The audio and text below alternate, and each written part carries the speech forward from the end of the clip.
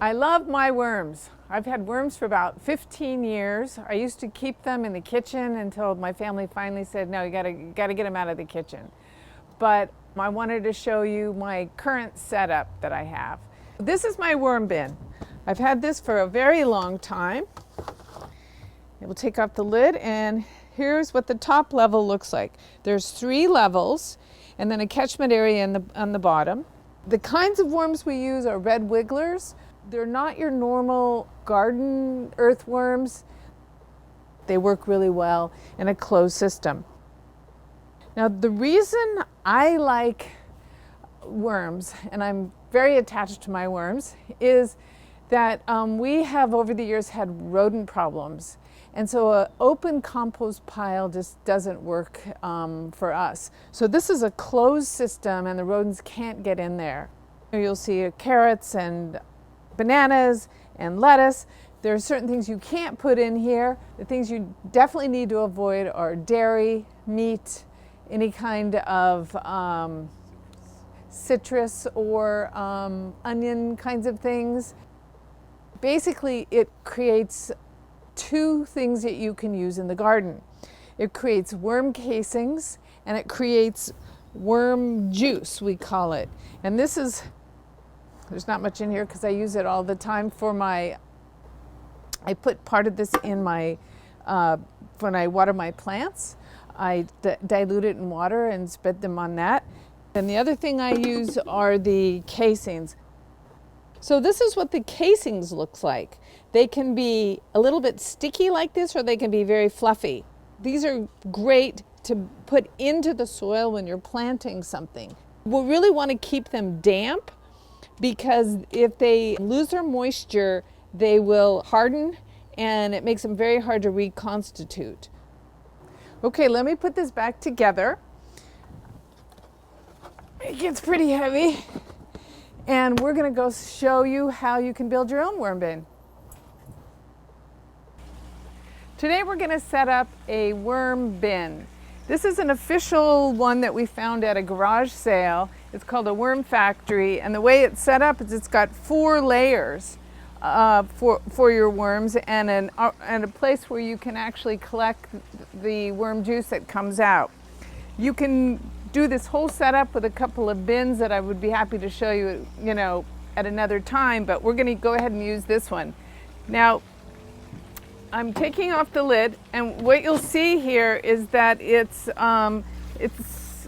got a sort of a mesh thing through it, and this allows the worms to go up and down through the thing. So what we're going to do, I have actually not set up one in over 15 years because my original one is still going. But we'll do this one today. And so what you're going to do is you're going to create the medium for what the worms live in.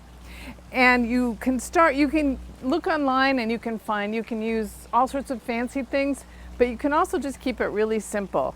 And so what I've done is I ripped up a bunch of newspaper. And what we're going to do is we're going to get the newspaper wet. Now we don't want it to be soaking, but you want it damp. And we're going to put that at the very bottom of the top layer. So here you go. It's damp, and we're just going to put that in the bottom. I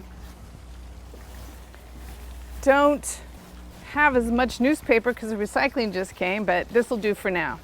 Okay, so actually the worms will eat newspaper, and what you don't want to do is put any of the shiny ads in, the colored paper. So this is just regular newspaper. Get the rest of this in here. And then we're going to take some garden soil or some potted soil. This is some potted stuff I got at Costco, and this is like 4 cups or so, and we're going to put that in. All right, and so this will just get it going at the beginning. So we've got the soil and the newspaper, you can see, like that. And then this, even though it looks like soil, this is actually worms.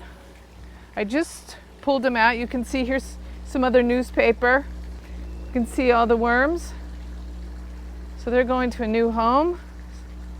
If you generally you can get these online or locally.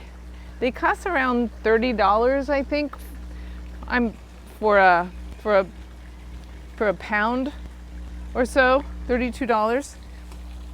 And then what you do is I've cut up a banana peel and a apple that went bad. What I would recommend is that you don't put a whole banana peel in there. Some people actually put these in a blender and they really blend it up. But I've always found that if I just, keep it really simple, we end up feeding them more. So then you just put that on top.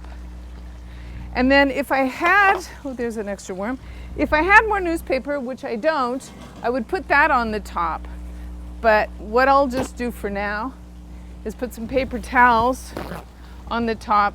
And you want to do this because if you keep newspaper or burlap or something like that over the top, it'll prevent fruit flies from coming in. So that's really how it works. And then what happens when this starts getting filled up, you take the very top one, you take it off, and then you put it at the very bottom, like this. So it's sort of in rotation, right? And then you put the other ones back on, and you start feeding them. And so you get this rotation going, right? Where by the time this one is all finished, it'll be coming up to the top again. And that's basically how you just start off the vermiculture setup.